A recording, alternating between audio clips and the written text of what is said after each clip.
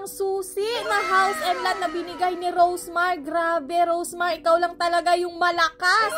Kaka-comment ko pa lang dito sa post kahapon ni Salomo21 na pupunta nga daw si Rosemar. Ayan, sabi ko sana house and lot. Nababaan ragyod kung sa Bisaya pa. House and lot talaga yung binigay niya. Instant may bahay at lupa na ngayon si Diwata. Ay, naku, napaka-bless naman talaga ng Monday ni Diwata at inulan siya, oo, ng mga biyaya. Ayan mga guys, ang mga video na to na mapapanood ninyo ay pagmamay-ari po ni Salomo21, kaya courtesy Salomo21.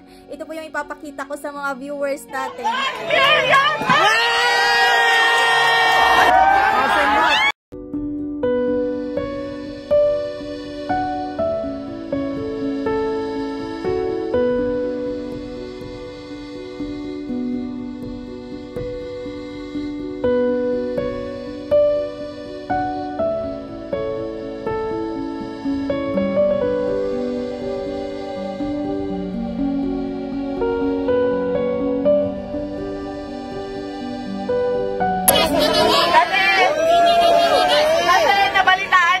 Papahinga lang daw siya dito sa sasakyan, kaya ayan.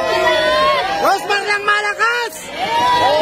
Ayan, at may tumataginting pang 1 million pesos! 100,000!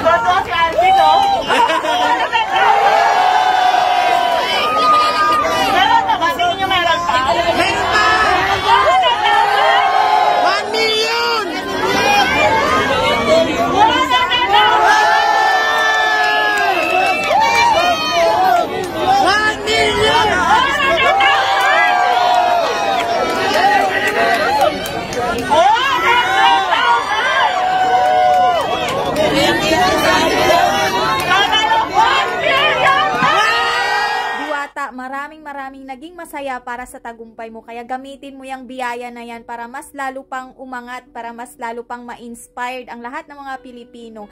Naalala ko dati nung nag-abot kami ng konting cash para sa'yo, para sa pasasalamat. Sabi mo, mayaman ka na. Ngayon, ang yaman-yaman mo na talaga. Kaya ipagpatuloy mo lang yan, yung pagsusumikap mo, pagtsatsaga, para pamarisan ka ng sambayan ng Pilipino. Isa ka talagang napakagandang halimbawa para sa ating sambayan ng Pilipino. Kaya ipagpatuloy mo lang yan.